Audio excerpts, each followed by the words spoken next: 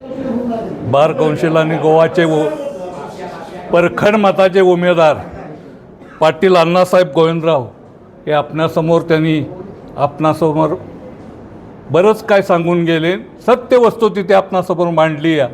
अशी माणसं आपल्याला बार कौन्सिलला पण पाठवली पाहिजेत. त्या मतात आम्ही झालेलो आणि ह्याच्या पाठीमागं आम्ही गेली 40-45 वर्ष वकिली करतो. बार कौन्सिल ही संस्था आहे, त्याच्यात फक्त लायसन्स देण्याचं काम यांनी केलेलं आहे. बाकीचं वकील वर्गासाठी वेलफेअर फंडाचं काही काम झालेलं नाही. अण्णासाहेब, तुम्ही आता जाताय तिथं, तुम्ही एक टर्म गेला या, अभ्यास केला या, अभ्यास करून काय तिथं परिस्थिती आहे तुम्हाला चांगली जाण आलेली आहे.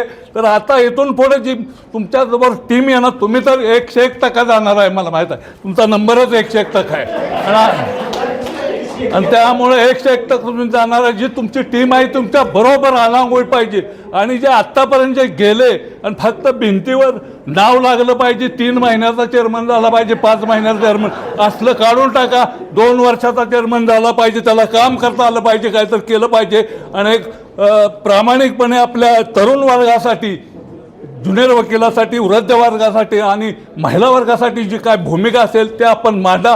इथून पुढं काही काम झालं नाही माझ्या कारकिर्दीत, तरी बार कौन्सिलनं काही काम केलं नाही, काय नाही आत्तापर्यंत. जर पुढं काय भविष्यात जर वकिलाला काम ह्या संस्थेचा लाभ घ्यायचा झाला तर मला वाटतं या आपल्यासारखी माणसं तिथं गेली पाहिजे, तर त्यांनी केलं पाहिजे आणि त्या पद्धतीनं काम झालं पाहिजे. वृद्धासाठी पेन्शन, ज्युनियरसाठी स्टायफंड आलं पाहिजे, महिला वर्गासाठी काय तर केलं पाहिजे. अशा परिस्थितीत जी 25ची बॉडी आहे, तुम्ही तर जी बॉडी आहे ती तुमच्यासारखीच गेली पाहिजे असं आम्ही तर इथं आता तुम्हाला प्रेफर केलेलंच. आता ह्या बारनं तुम्हाला 100% प्रेफर केलेलं आहे आणि त्या पद्धतीनं आम्ही तुम्हाला पुढे नेणार.